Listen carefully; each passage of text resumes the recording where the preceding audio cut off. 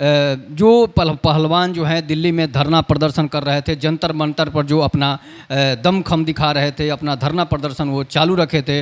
मैं आपको बताते चलूँ कि कल नए संसद भवन के उद्घाटन में उनका जो है धरना प्रदर्शन जो है वो समाप्त कर दिया गया, इसलिए कि जो पहलवान थे वो बृजभूषण सिंह के खिलाफ जो लगातार प्रदर्शन जंतर मंतर पर कर रहे थे, उनमें मैं आपको बताते चलूं कि जब नए संसद भवन का उद्घाटन हो रहा था, उसी समय जो है सभी पहलवान जो है संसद को घेरने की तैयारी कर रहे थे, जो कि ये भारतीय संविधान के खिलाफ था कि कहीं संसद भवन का उद्घाटन हो रहा हो, कहीं कोई नया कार्य हो रहा हो, उसमें आप दखल डालने जाएँ, उसमें आप अहिंसक प्रदर्शन करें, तो ये जो हिंसक प्रदर्शन करें तो ये संविधान के खिलाफ होता है। और प्रशासन जो है सभी पहलवानों को उठाकर जो है वो गाड़ियों में भरकर उन्हें थाने में ले जाती है, उनके प्रदर्शन पर रोक लगा दिया जाता है और उनको पुलिस जो है घसीटते हुए ले जाती है, उनकी करनी और भरनी का फल मिलता है। आपको बताते चले कि पहलवानों के आंदोलन को जिस तरह से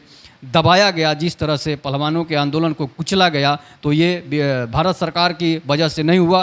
पहलवानों के प्रदर्शन में जिस तरह से विपक्षी पार्टियों ने उसमें अपना हाथ से हाथ मिलाया, उसी समय सब लोग समझ गए थे कि पहलवानों का आंदोलन जो है अब वो आंदोलन नहीं रह गया है, अब वो राजनीतिक मंच बन चुका था। अब वो राजनीतिक मंच बनने के कारण जो है पहलवानों की यह स्थिति होगी। अगर कोई पहलवान प्रदर्शन कर रहा है, वो यौन शोषण के खिलाफ प्रदर्शन कर रहा है, वो अपने अध्यक्ष के खिलाफ प्रदर्शन कर रहा है, लेकिन उसमें उनके समर्थन में जो लोग आए थे उन्होंने प्रदर्शन को खा गया। इसलिए खा गया कि जब वहाँ पर प्रदर्शन करने लोग पहुँचते हैं तो कोई ब्राह्मणवाद मुर्दाबाद कहता है, ब्राह्मणवाद से आज़ादी कहता है, भाजपा और आरएसएस से आज़ादी कहता है। उसी समय से लोगों को समझ में आ गया था कि ये एक प्रोपेगेंडा है, ये एक देश के खिलाफ साजिश है जो पहलवानों के आड़ में किया जा रहा है। जिस देश में ब्राह्मण रहता है, जिस देश में आरएसएस के लोग रहते हैं, चाहे जो भी हिंदू रहता है, तो हिंदू और ब्राह्मणों के खिलाफ जिस तरह से जहर उगला जा रहा था, उसी समय सभी लोगों को, आम जनता को भी पता चल गया था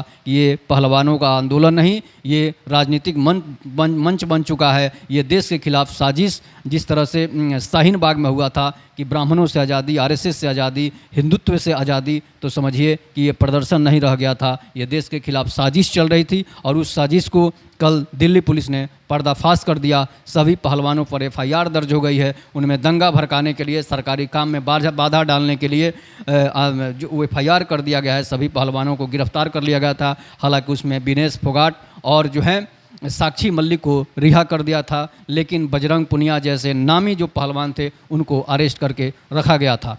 लेकिन मैं आपको बताते चलूँ कि जिस तरह से पहलवानों के आंदोलन हो रहे थे, अगर पहलवान अकेले आंदोलन करते तो शायद उनकी आवाज़ को सुन ली जाती। लेकिन जिस तरह से विपक्षी पार्टियों ने उस आंदोलन को ख़त्म कर दिया, उस आंदोलन में साजिश कर दी, उससे साफ जाहिर हो गया कि पहलवानों का आंदोलन जो है वो देश के लिए नहीं बल्कि देश के खिलाफ था। तो इस तरह से दंगा भड़काने के आरोप में सभी पहलवानों को गिरफ्तार किया गया है। और जिस तरह से पुलिस उनको पकड़ के ले गई है और विपक्ष के जितने भी लोग वहाँ पर पहुँचे थे, उन लोगों ने ही आंदोलन को कुचलवाने का काम किया है। तो अगर आप प्रदर्शन कर रहे हैं तो समझिए कि विपक्ष के नेताओं को मत बुलाइए, तभी आपका आंदोलन जो है सफल होगा, नहीं तो आंदोलन सफल नहीं हो सकता है। तब तक के नमस्कार, जय हिंद, जय भारत, वंदे मातरम।